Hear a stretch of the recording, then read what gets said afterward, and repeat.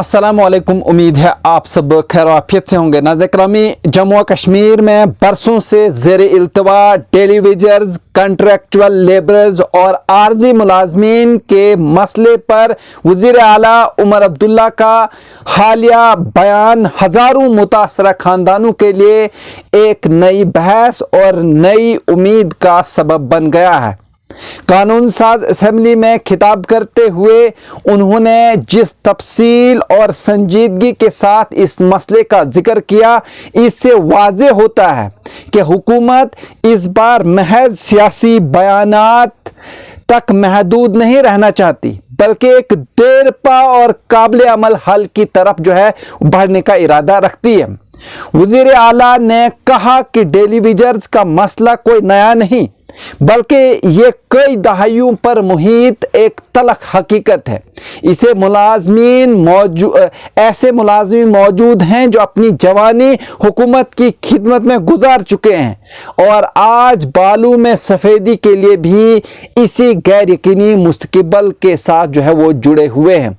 उन्होंने इस हकीकत को तस्लीम किया कि माजी में मुख्तलिफ हुकूमतों ने इस मसले को हल करने की कोशिश तो की, मगर या तो फैसले जल्दबाजी में किए गए या फिर वो कानूनी पेचीदगियों और माली मसाइल की वजह से अमली शक्ल इख्तियार न कर सके। नतीजतन सबसे ज़्यादा नुकसान इन्हीं मुलाजमीन को वो उठाना पड़ा जो हर मौसम हर हालात में काम करते हैं। वहीं उमर अब्दुल्ला ने वाज़ेह किया कि मौजूदा हुकूमत किसी भी ऐसे फैसले के हक में नहीं जो वक्ती तौर पर खुशखबरी बन जाए, लेकिन बाद में अदालतों में चैलेंज होकर मुलाजमीन के लिए मज़ीद मुश्किलात खड़ी करे। इसी सोच के तहत चीफ सेक्रेटरी की निगरानी में एक खसूसी कमेटी वो कायम की गई है, जो पूरे मामले का कानूनी, माली और इंतज़ामी पहलुओं से जायज़ा ले रही है।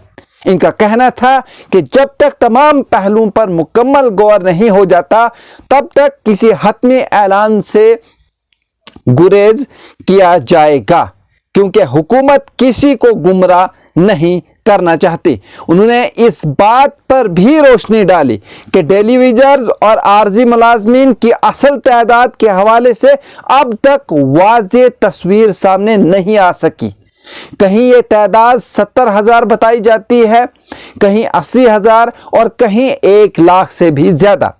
वज़ीर आला के मुताबिक हुकूमत इस इबहम को ख़त्म करना चाहती है और एक मुनज़्ज़म निज़ाम के तहत असल एदाद शुमार जमा किए जाएंगे, ताकि हर हकदार को इसका हक मिल सके और किसी भी किस्म की नाइंसाफ़ी न हो। ऐवान में दी गई मालूमात के मुताबिक इस वक्त मुख्तलिफ सरकारी महकमों में 1 लाख से ज़ायद टेलीविजर्स और कंट्रैक्चुअल लेबरर्स खिदमत अंजाम दे रहे हैं। इनमें casual labourers, daily rated workers, मौसमी मजदूर, फूड एंड सोल सप्लाईज के हेल्पर्स, वहीं पार्ट टाइम सफाई के कर्मचारी और हस्पताल डेवलपमेंट फंड के तहत काम करने वाला अमला शामिल है। वहीं वज़ीर आला ने कहा कि ये सब लोग सरकारी निज़ाम की रीढ़ की हड्डी हैं और इनके मुस्तक़बिल के साथ किसी भी किस्म का खिलवाड़ इखलाकी तौर पर भी गलत है। वहीं रोज़गार के मौक़े पर गुफ्तगू करते हुए उमर अब्दुल्ला ने कहा कि हुकूमत ने गुज़श्ता अरसे में कई असामियाँ तख्लीक की, ताहम मुख्तलिफ वजूहात की बिना पर अब तक सिर्फ 6 से 6,500 के करीब असामियाँ ही पुर हो सकी।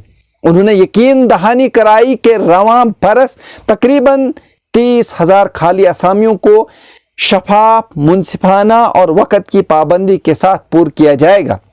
इनके मुताबिक इस बार भर्तियों के अमल में सिलेक्शन बोर्ड और पब्लिक सर्विस कमीशन के साथ मुकम्मल हम आहंगी रखी जाएगी, ताकि माजी की तरह कानूनी तनाज़ात पैदा न हो और नौजवानों को बरसों इंतज़ार न करना पड़े।